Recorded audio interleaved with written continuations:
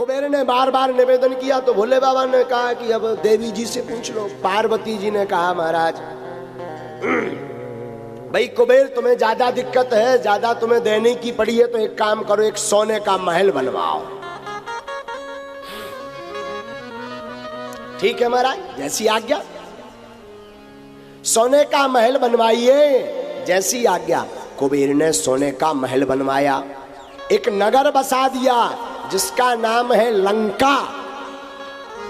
लंका बसा दी और लंका बनाई। भोले बाबा से कुबेर ने कहा महाराज हमने महल बना दिया, आप प्रवेश करिए, गृह प्रवेश।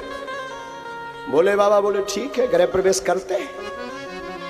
लेकिन मन में विचार आया कि वास्तु पूजन तो हुआ ही नहीं, पहले पूजन हो जाए इसके बाद ही प्रवेश किया जाए।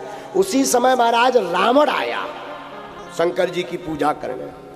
तो शंकर जी ने पूछा क्यों भाई रावण, वेद पढ़ लेते हो? रावण बोला हाँ पढ़ लेते हैं। बोले वास्तु पूजन करवा लेते हो? बोले जी। तो शंकर जी बोले कि भाई रावण, हमारा महल है और वास्तु पूजन होना है। रावण बोला स्वीकार है, आप आज्ञा करें। बोले मुहूर्त देखो। रावण ने महाराज मुहूर्त देखा। अब भूमि वास्तु पूजन हुआ लंका का, सोने के महल का। अब वास्तु पूजन हुआ तो रावण तो बड़ा लालची था।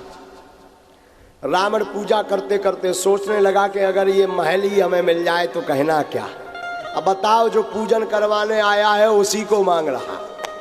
तो जब पूजन पूर्ण हो गया तो शंकर जी बोले भाई हम हैं यजमान, आप हैं आचार्य जी, मांगिए क्या दक्षिणा दे सकता है ये यजमान। रावण बोला ज्यादा तो कुछ नहीं चाहिए, जिस महल का भूमि वास्तु पूजन करवाया है वही चाहते हम दक्षिणा में। पार्वती जी की तरफ शंकर जी बोले लो अब ब्राह्मण बालक है, मांग रहा, देने में क्या दिक्कत है। पार्वती जी को बड़ी गुस्सा आई कि एक तो बड़ी मुश्किल से एक महल बनो तो रेबे के लाने, वही दान में जा रहा हूं। भोले बाबा ने वही दान में दे दिए, ले जाओ। रावण का महल हो गया। अब एक दिन ऐसे ही विचार करने लगा और कुछ चाहिए। रावण बोला और क्या चाहिए।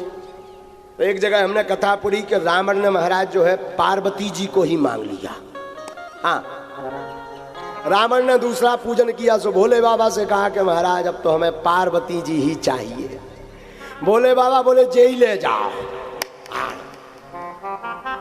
यही ले जाओ, कोई दिक्कत नहीं। अब बड़ी टेंशन।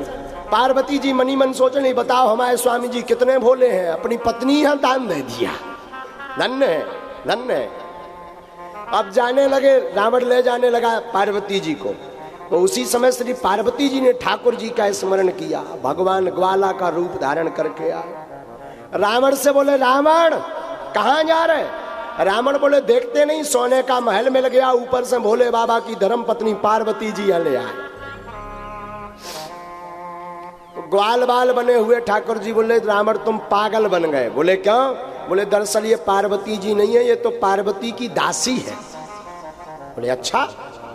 बोले झूठ बोल रहे। बोले नहीं, इसका प्रमाण है। बोले क्या प्रमाण है?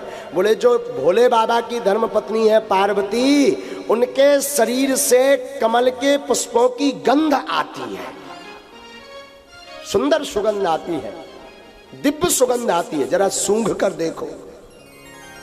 पार्वती मैया है ब्रह्म विद्या। जहां ठाकुर जी की बात को सुना सो पार्वती मैया ने अपने अंदर दुर्गंध प्रकट कर ली। गंध नहीं, दुर्गंध। और दुर्गंध प्रकट की, और जब रावण ने दूर से सूंघा तो गंध की जगह दुर्गंध आई।